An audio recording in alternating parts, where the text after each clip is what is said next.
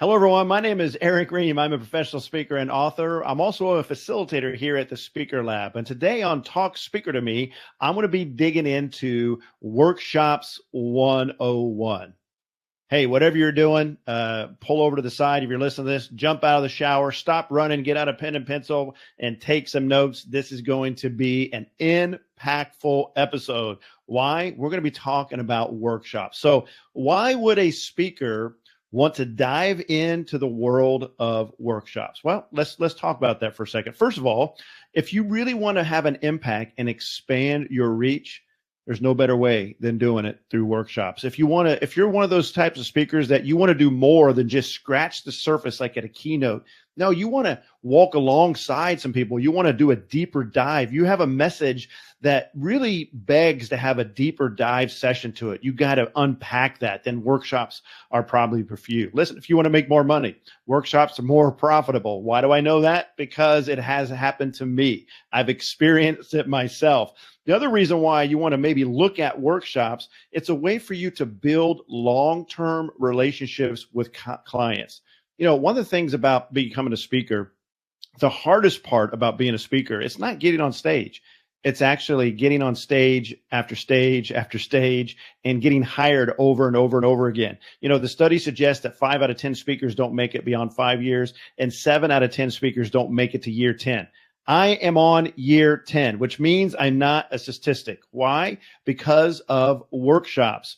You know, I have predictable cash flow. In fact, this year, going to this year, 60% of my business was already taken care of. In fact, I was just talking to my wife. Right before I record this episode, I am booked out for 2024. If you wanted to hire me, you can't even hire me for the rest of 2024. I'm already booking gigs in 2025. Are you ready for this? I'm booking gigs. I've been paid deposits with contracts signed for dates in 2026. Yes, you're hearing me right. 2026. I even have gigs on hold on my calendar for 2027. The reason for that is you develop a client base. You develop long-term clients and relationships of people that want to work with you over and over and over again because of workshops. And it's predictable cash flow. The reason why businesses fail, especially speaking businesses, is because of cash flow. So this is intriguing to you. Then slow this thing down. Don't listen to this at 2x. You need to listen to this at normal speed, ladies and gentlemen, because we are going to dive deep into this. In fact, I want to give you 5 things I want you to think about if you want to dive into this world of workshops. You ready? All right, let's talk about it. Number 1, this is with any type of speaking business, you always got to have a really good expert positioning statement. You can't bypass this. There's no shortcut. We talked about this on day 1 at the Speaker Lab. So what does that mean? That means you need to know who your audience is. Who are the group of people that you want to impact? You need to be known for something with a group of people. Like for me, it's in utility space. Those are my people. What is the problem you're going to solve for those folks? That's number 2. Number 3, what is your solution to that problem? And then finally, what is your promise of transformation? If you have clarity on that, then it's easier for you to go out there and build your speaking business. You can't bypass it. It's the foundational piece to pivot off anything on your speaking business. That's number 1. The second thing you need to do is you need to have a really good abstract of your talk. What is that? That is a 1-page document that has a couple elements to it. Really, 3 major elements to it. Number 1, the title of your talk. Number 2, the premise of your talk. This is where it's like an elevator pitch. In 3 to 5 sentences on this piece of paper, you explain what the problem is that you solve and your solution. The third part of that abstract is going to be your learning objectives. Now, these learning objectives are the 3 to 5 things that your audience is going to take away if they listen to your talk, okay?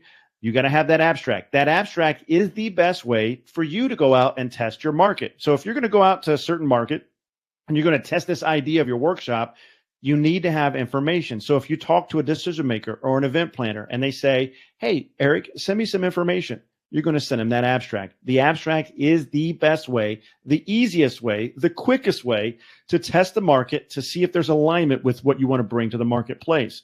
So number 1 is make sure you have your expert positioning statement down. Number 2, have that abstract, that 1-page document. Number 3, I recommend that you have 2 versions of your talk. You need to have a keynote version, which is 45 minutes to 60 minutes, or it could be a breakout session version, but it needs to be a short snippet of your overall talk because that's the number 1 way to get in front of an audience. Because if I'm a decision maker, I may not want to have you come to my audience or come to wherever I want to hire you and have you speak for half a day if I haven't worked with you before. I immediately need to dip my toe in the water. In fact, that usually is how it happens. So you've got to have a 45-minute to 60-minute version. So you need to have two versions, a 60-minute version or 45-minute version, and then you need to have your workshop version. Now, the way I define a workshop is anything that's 90 minutes or more. Once you get beyond 90 minutes, now you're in the workshop space, okay? That could be 2 hours. It could be 3.5 hours. It could be half a day. It could be a full day. I actually have a workshop that is 4 days. You heard me right, 4 days. In fact, I just got off the phone a couple hours ago with an event planner that wants to hire me for 4 days. And so it could be a number of those, okay? Now, the keynote version, let's say, I'll use my example. I have a keynote called Lead Without Speaking, the Importance of Nonverbal Communication. So what I do is I get up there and I talk for 45 minutes to an hour, and I introduce the 5 channels of body language, and I give them a snippet, or we scratch the surface with 3 of those 5 channels. So what I do is I add value in that 45 minutes. I give us some ideas of what body language is all about. I even give them a free gift, which is an ebook on 10 body language mistakes to avoid. I do all of that in 1 hour or less. Now, if people want to work with me and go deeper, then I take it a little bit further and I take the 5 channels of that body language and I break each channel down specifically and dive deeper in that. I can do that in half a day, or I can do that in a full day. So I can take both the same topic, I can highlight it in a 60-minute session, or I can go deeper, in this case, a half day or full day, where I impact all those 5 channels. Okay, so number 1, have your expert positioning statement. Number 2, have your abstract. Number 3, have a keynote version and a workshop version of it. Then number 4, you want to reach out to event planners and start the conversation. Okay, now here's the number 1 thing. When you reach out to decision makers, all you want to do is solve their problem. And their problem is they need to deliver something for their audience. So if you're talking to an event planner that's putting a conference together, probably the best way you're going to solve their problem is a 45-minute to an hour session. Maybe on a keynote, maybe as a general session speaker, or maybe as a breakout session. It doesn't matter what it is. You want to help them solve their problem. Now, if you have an event planner that they have more time, maybe they want to do a pre-conference workshop, or maybe they're going to have you come in and do an all-employee day, or it's a human resources, they want to do a staff development, professional development, and they want to do a workshop, then you can solve that problem with a multi-hour, 2-hour, 3-hour, 90-minute, half-day workshop. The main thing is, as speakers, when you're sitting down with an event planner or a decision maker and having a conversation, find out what their problem is, what gap you can fill with your content, and then fill it. Sometimes it's going to be keynotes or breakouts. Sometimes it's going to be workshops. Number 5 is then, this is the fun part, you're going to follow up. All right.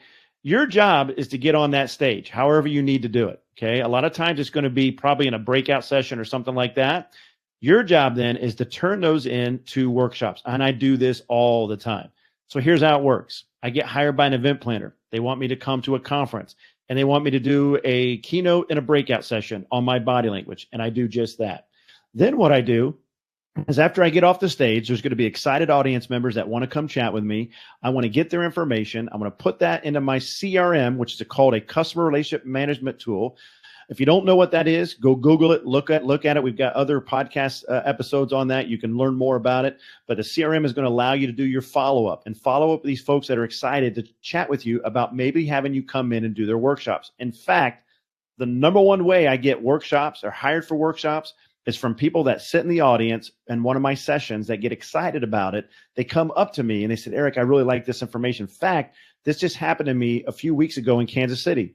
There was a guy in the back of the room. His name was Mark. Mark liked my stuff. He said, let's chat about it. We had a quick conversation. He said, I think we got something here. He turned me over to a guy that works for him. We had the conversation. They're looking at hiring me for 2 or 3 workshops out in Delaware. And it started with him just being in the audience.